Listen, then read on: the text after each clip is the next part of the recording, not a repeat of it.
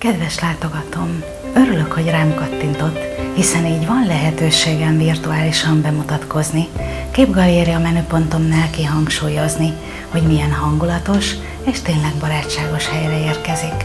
A masszázsról pedig egy pici videóval érzékeltetni azt az óriási élményt, amit az igaziból ad. Tudom, hogy mindenki a saját munkáját dicséri, de én sem tehetek másként.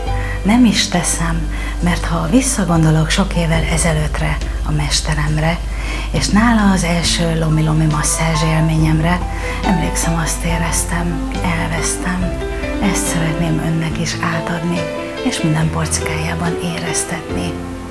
Nem túlzok, ha azt mondom, ez a masszázs olyan frenetikus élményt fog adni, amivel megingatja a beidegződött gondolatot, hogy ez is csak egy masszázs.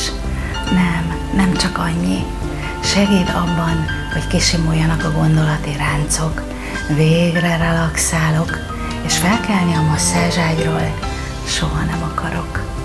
Munkámnak a legnagyobb köszönete, azoknak a perceknek az üzenete, amikor látom az ön arcát, közvetlenül a masszázs után. Van kedve kipróbálni.